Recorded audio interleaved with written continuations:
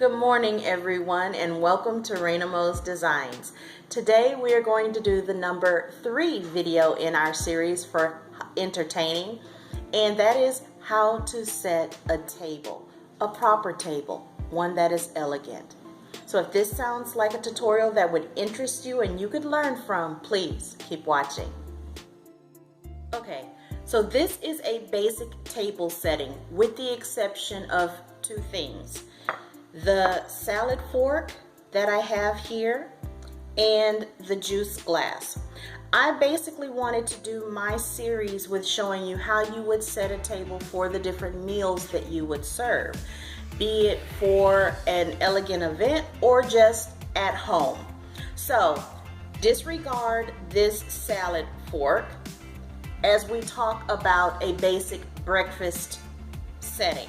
So what you would have is your plate, your entree plate of whatever it is that you're serving. You'll notice that there's no charger or serving plate. And the reason for that is typically for breakfast, that's not a piece of decor or an element of dining that you would need. So you start off with your dinner plate, okay, or your entree plate. Some people may actually serve their breakfast on a salad plate because they're doing smaller portions, because after all it is breakfast. Next, I have a juice glass. Some people will serve juice with their breakfast and some people will not. So if you are serving juice, then you would have your juice glass sitting here adjacent to your spoon. Next, I have the water glass, which is self-explanatory. It serves right in front of your knife, which you would serve water in this glass. Here to my left, I have my tea or coffee cup, or demi-tasse is also a term for it, especially when it's smaller. And think of your espresso glasses, your espresso cups, okay? And I've placed the small dinner spoon. That is so that you can fix your warm drink any way that you choose to do that. Next, I wanted to go over the placement of the silverware. When you set your table, if you think from left to right and also think outward to inward, you'll be able to set anybody's table that quick. The easiest way to remember that I have been able to remember is to remember the word fork, okay? And I'm gonna explain that to you. This fork obviously is different from this fork. This is your dinner fork and this is your salad fork, okay? With your dinner fork and remembering the word fork, this will help you set all of your basic elements onto the table. F is for fork, starting from the left, working to the right. O is the shape of your plate, okay? So we're spelling out the word fork. The R in the word fork also refers to round, okay? Which also is your dinner plate, okay? Then the K being your knife. And after knife, the letter S for forks is going to be your spoon, okay? So that's exactly how you will set it out. F-O-R-K-S, forks. Now you're set to go ahead and set any table with so much ease. And here is an informal place setting. So basically what you have is the same basic setting for a regular meal to one that's a little bit more like a 4-course meal that you would be serving, but it's still informal because you don't see the service plate, which we now call a charger. You also see that I've added extra glasses. I've moved the coffee teacup over to the side, and I've added extra plates and silverware, and I'm going to explain that to you. To some people, looking at all of this glassware and plateware, you would think this is definitely a formal setting, but it's considered an informal place setting.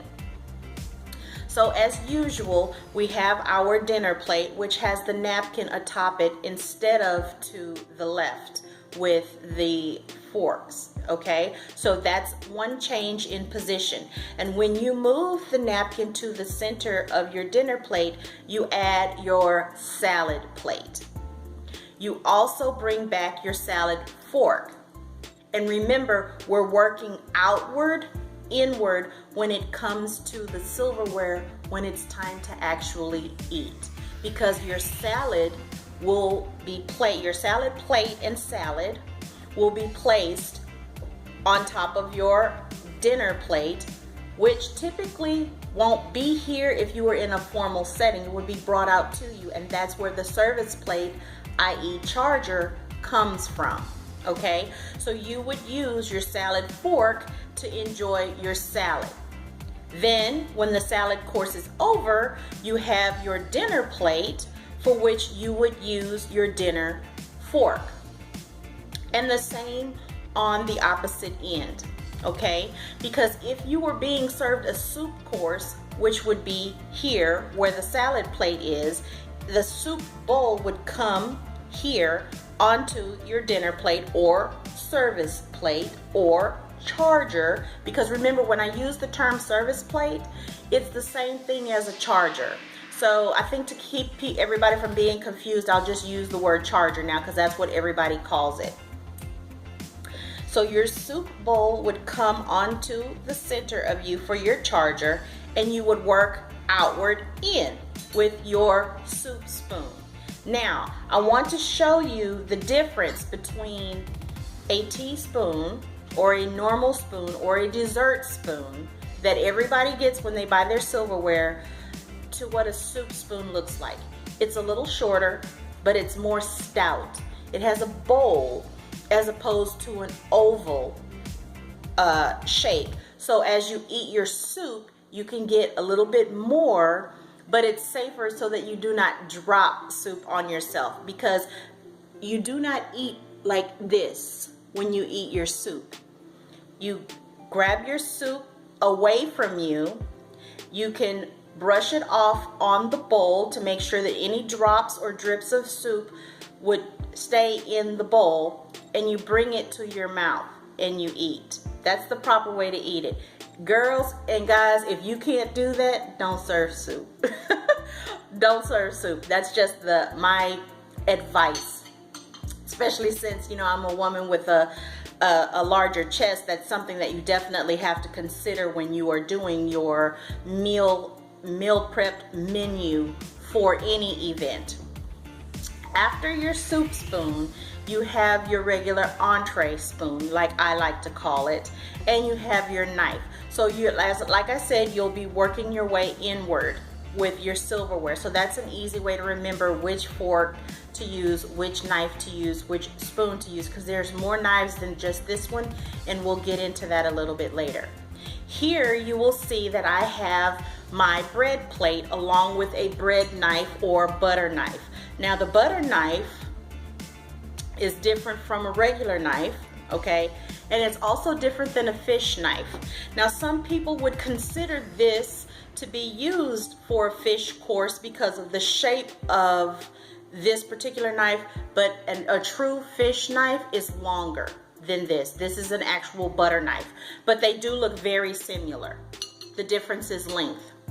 Then you see the two lonely fork and spoons that you see that are directly in front of my dinner plate, okay? With the spoon handle facing the right and the fork handle facing the left. You're probably wondering, what is that for? What that is for the dessert course. Dessert is always served last, so those are out of the way of the traditional silverware that you would be using while eating a meal. Nowadays, people will actually bring you the dessert fork and dessert spoon out with the dessert. So you really don't have to worry about that at a lot of functions, but there are some functions where you will see this whole entire place setting. So just be mindful of that. And here we have an array of glasses, as usual. You have a goblet style glass, which can be used for your water or your tea. It can also be used if you're going to be serving any other kind of beverage such as wine, although there are white wine glasses and red wine glasses, and I'll be going over that in the other video that I'll be doing about wines. Next, I have a simple tall glass, which a lot of people call a cooler, which you could use also for your water and your tea, because you always want to make sure that you set water on the table for all of your guests. No matter what other beverage it is that you're serving, you also need to have water. Now this glass is the juice glass. You may have juice served as a digestive for your dinner. Let's say that you're serving a dinner that is steak. So in that course, someone may serve pineapple juice, and you may be thinking, Raina, why would they serve pineapple juice with the dinner? Because pineapples have enzymes in it that actually help break down oils and keep you from getting indigestion. It helps to break down the foods. So that's the reason for this. But most cases, except for breakfast, you won't see a juice glass. And last but not least, we have the setting for your tea or your coffee, which is set off to the side, because that would come into play along with the spoon when it's your dessert course, because most people enjoy coffee and cake. On to the next final setting. And here you have the final setting that is a formal setting that I'm going to actually share with you. Now there is one more place setting that is extremely extravagant, and I doubt that any of us would ever need that particular place setting. But if you guys would like to see it, please, down in the comments, let me know that you would like to see that last place setting, and I will go ahead and make that one for you. So this being the formal place setting, this is where you see the charger plate being used.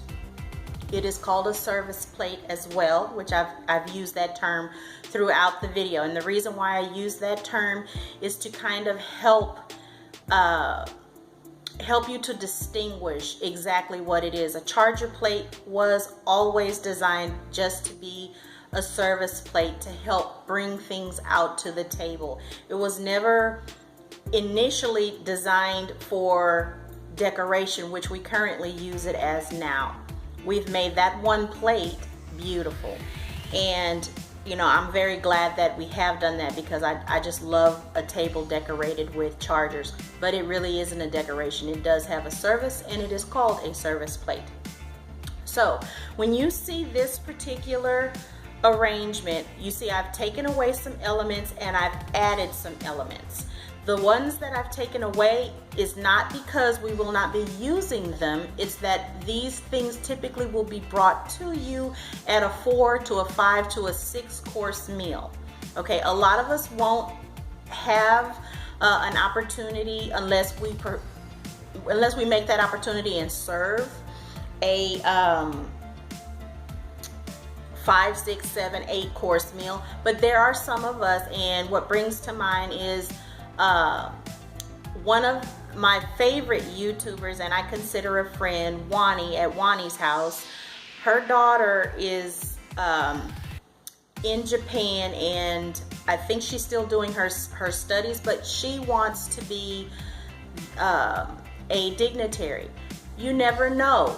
You know, you live a simple life, your children go off to college, and they get these grand, fabulous jobs, and you are invited to some type of shindig that's very, very elegant with dignitaries. So this would be an instance where just a normal, average, plain Jane person like me would be sat before a table that is set like this, and you want to know how you're supposed to behave and how you are supposed to eat and interact with people without feeling uncomfortable, and that's the main reason why I'm doing this video. Plus, in my in-style box, you guys know, if you watched that video, I showed you the card that Nikki included in there, and it was just perfect to utilize for this particular venue, and it just sparked that desire in me to go ahead and do it. So enough talking, let me explain what I've added and what will be used for.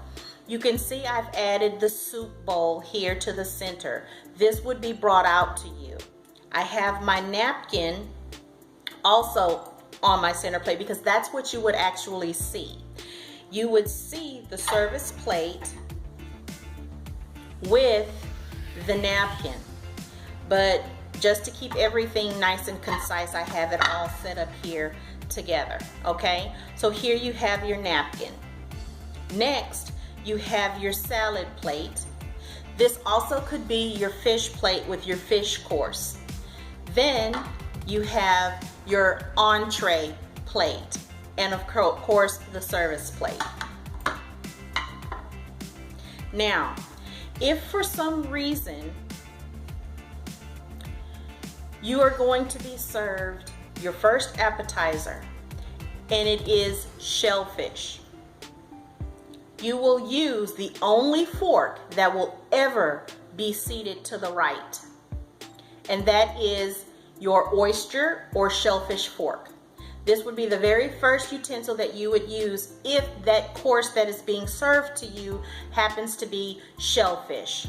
So you'll use this fork, and it's always to the right. It is the only one to the right. Okay, so this is the easiest fork to remember, not just because of its size, but because of its functionality.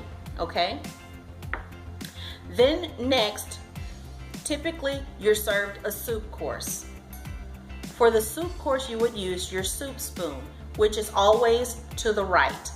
If they do not serve soup, but you see a soup spoon, its functionality would be for fruit. If you ever see a soup spoon, but the course that's being served isn't soup, that's going to be used for fruit. So always keep that in mind, okay? Next, we're going to go with our fork that you see that I have right here. This fork looks a little bit different from this fork, and you're probably thinking, Raina, they look alike, but they're different. This one happens to have indentations, whereas this one does not, okay? And you're probably thinking it's still just a simple dinner fork, but actually it's not. This fork is your fish fork. This knife is your fish knife. They go together, they are a pair. So you see the indentations on the side of the fork. I also have indentations here at the bottom, and also one here to the top that you can see. And that is for when you are actually eating your fish, you use this side of your knife that has the little divot in it. Some fish knives don't have divots, it's just a straight slant, okay? And that's for you to remove the skin of your fish, because when you're served fish at a formal event, it's typically a whole fish, head to tail, okay? You don't touch the head unless you like that sort of thing, but typically in a formal environment you wouldn't. You would use your knife to scrape the skin off of your fish. Then you would use that same side of the blade to separate the flesh of the fish off of the bones, okay? And this little notch and tip can be used to make sure that you flake off the bones from the piece of flesh before you eat it, to make sure that you don't receive any bones in your fish. When you're eating your fish, to make sure you don't receive any bones while you're eating it, because that would be really it could be potentially embarrassing to have a fish bone get caught while you're eating it. So just take your time with that. But that is what both of these utensils are for, your fish fork and your fish knife. Your fish fork, because that's typically the third course that is served, if you started off with a shellfish course and a soup course, the next course obviously being the fish course, you would have a salad course, okay? So in that instance, you would take your salad fork along with your salad knife and you would begin to eat your salad, okay? Then you're continuing to move inward, and I know you're probably thinking, well, Raina, if your fish fork is on the outward most of the left, why isn't your fish knife to the outwards of the right? That is interchangeable because sometimes you receive your salad course before you receive your fish course. But typically the fish knife is always next to your dinner knife. And you always, one thing I didn't share with you, when it comes to your knives, you want to make sure that you're placing them with the blade inward to your plate. You never want the blade facing outward to your neighbor because that's a sign of disrespect, okay? So always make sure you place your knives facing inward to the plate. Think of it as a safety issue because technically it could be seen as such. So you've had your salad already, yeah, this is your salad fork, this is your dinner fork. I think I picked my dinner fork up. So anyway, you want to use your salad fork with your salad knife to go ahead and cut up your salad and eat it into nice little pieces. Finally, they'll be bringing you your dinner. And with your dinner, you will be using your dinner fork with your dinner knife. And they're pretty easy to recognize because they're usually the largest utensils that you have on the table. Then you always have your bread and butter plate, and we move on to our glasses. Now, the first glass that's to my right is my champagne glass. You can also use this for sherry or any type of dessert wine that you would be drinking. Most times, dessert wines are served after the initial after the entree is served.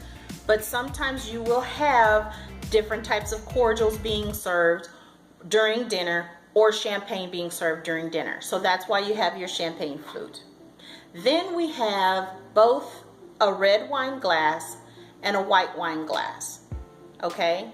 So if they're serving white wine, you may only have the white wine glass. If they're serving only red wines, then you would have a red wine glass. If it's a function where you get to choose which type of wine it is that you would like to partake of, then they would bring that to you in your glass already to the table. You just need to know where to continue to place it. And last but not least is our water goblet, which is a beautiful heavy glass typically. Some people will use a cooler for their wine, but at a very swanky function, every piece of glassware is typically stemmed. So I just wanted to share that with you guys.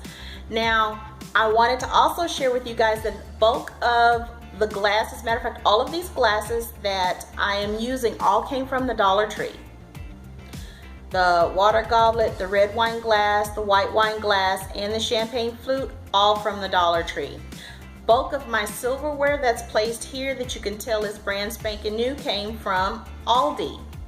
And it's absolutely beautiful.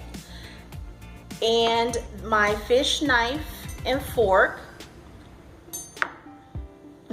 my fish knife and fork, these I picked up on Amazon because it's very hard to buy all of your silverware together like you could years ago in a treasure trove. It's like you just can't find them, and if you do, you're gonna pay through the nose for it, but it's still never a complete set. The jewelry stores don't sell silverware like they used to years ago.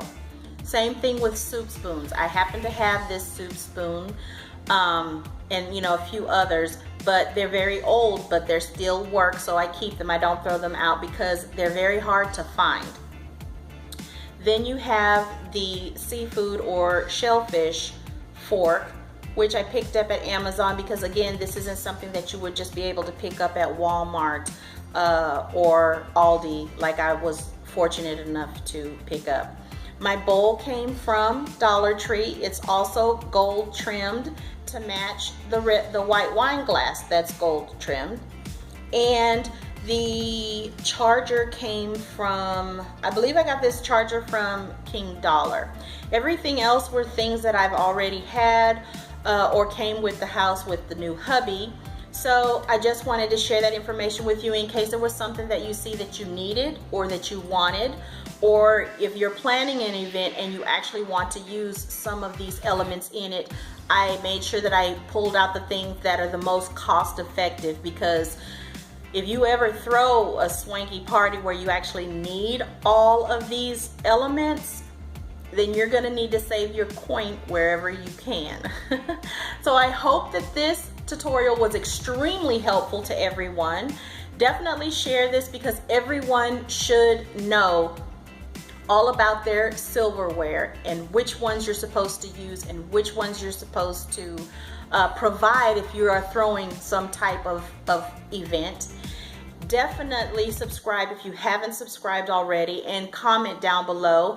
I really want to hear your comments if you would like to see that very last exclusive table setting. And most importantly, have an absolutely wonderful evening. Bye.